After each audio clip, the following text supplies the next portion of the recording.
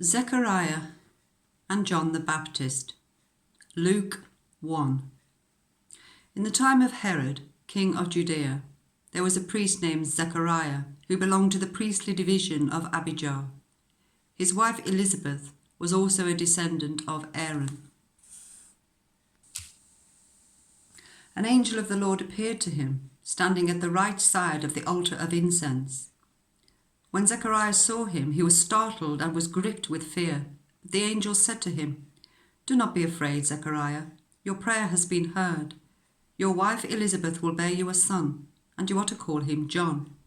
He will be a joy and delight to you, and many will rejoice because of his birth, for he will be great in the sight of the Lord. And he will go on before the Lord in the spirit and power of Elijah, to turn the hearts of the parents to their children, and the disobedient to the wisdom of the righteous, to make ready a people prepared for the Lord." Zechariah asked the angel, "How can I be sure of this? I am an old man, and my wife is well on in years." The angel said to him, "I am Gabriel.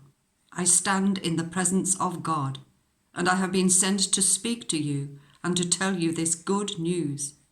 And now you will be silent and not able to speak until the day this happens, because you did not believe my words, which will come true at their appointed time." Meanwhile, the people were waiting for Zechariah and wondering why he stayed so long in the temple. When he came out, he could not speak to them.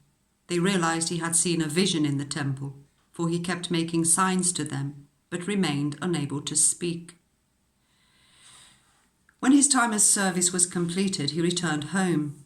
After this, his wife Elizabeth became pregnant, and for 5 months remained in seclusion. "The Lord has done this for me," she said. "In these days he has shown his favour and taken away my disgrace among the people." When it was time for Elizabeth to have her baby, she gave birth to a son.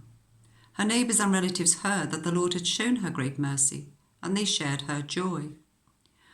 On the 8th day they came to circumcise the child, and they were going to name him after his father, Zechariah.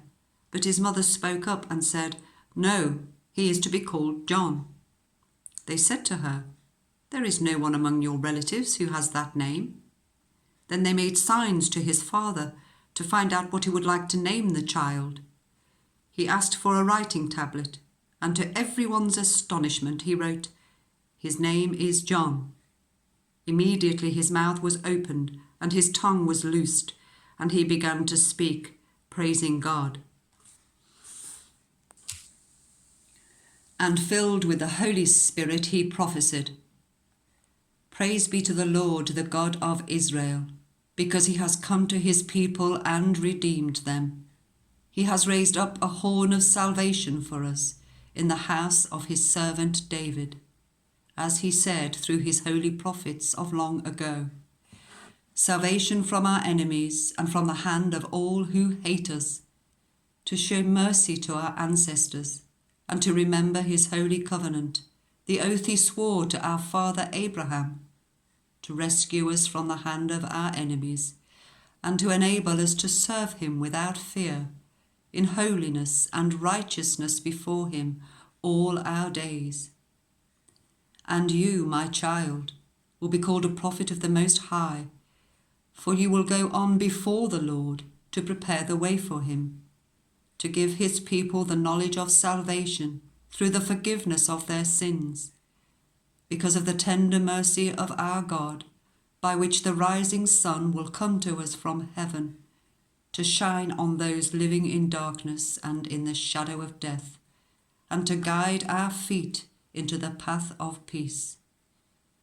And the child grew and became strong in spirit, and he lived in the wilderness until he appeared publicly to Israel.